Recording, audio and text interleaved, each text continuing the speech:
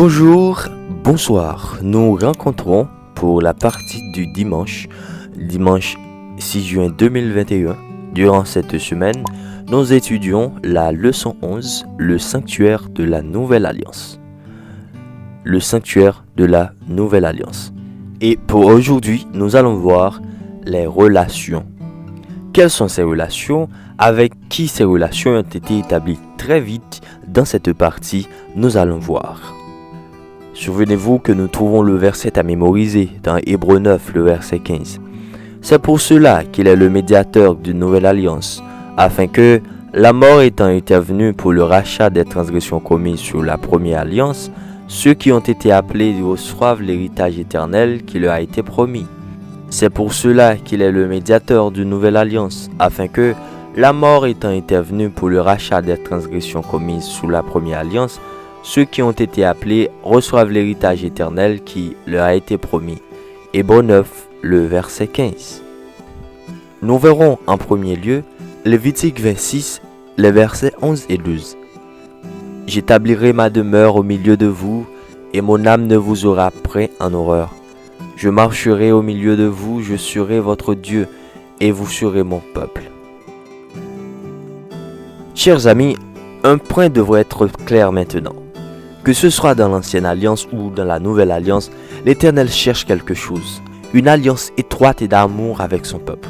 En effet, les alliances aident essentiellement à former les règles de cette relation. La relation est cruciale pour l'alliance, quel que soit le moment ou le contexte. Cependant, pour qu'une relation existe, vous savez très bien, il faut qu'il y ait des échanges, une communication, un contact, en particulier les humains pécheurs. Nous sommes faillibles et douteux. Nous avons besoin des contacts de la communication. Le Seigneur, le pourvoyeur de toutes choses, sachant cela, a pris l'initiative de s'assurer qu'il se manifesterait à nous, de manière à ce que nous, dans les limites de l'humanité déchue, puissions avoir une relation significative avec lui. Nous avons une question. Prenez tout votre temps. Il y a un ordre qui a été donné par Dieu de construire un sanctuaire. D'après vous, pour quelle raison l'Éternel a donné l'ordre de construire le sanctuaire? Dans Exode 25, le verset 8, nous trouvons la réponse. Il est dit, « Ils me feront un sanctuaire, et j'habiterai au milieu d'eux. »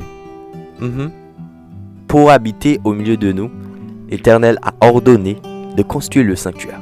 La réponse à cette question soulève bien sûr une autre question, à savoir, pourquoi le Seigneur veut-il habiter parmi nous? La vérité, c'est que la réponse se trouve dans les versets que nous avons vus. Remarquez que l'Éternel demeura ou habita parmi eux. Il dit alors qu'il ne les aura point en horreur. Il dit ensuite qu'il marchera parmi eux et qu'il sera leur Dieu et qu'ils seront son peuple. Regardez les éléments que l'on trouve dans ces textes. Là encore, l'aspect relationnel ressort très clair. Nous avons vu la partie du dimanche, les relations.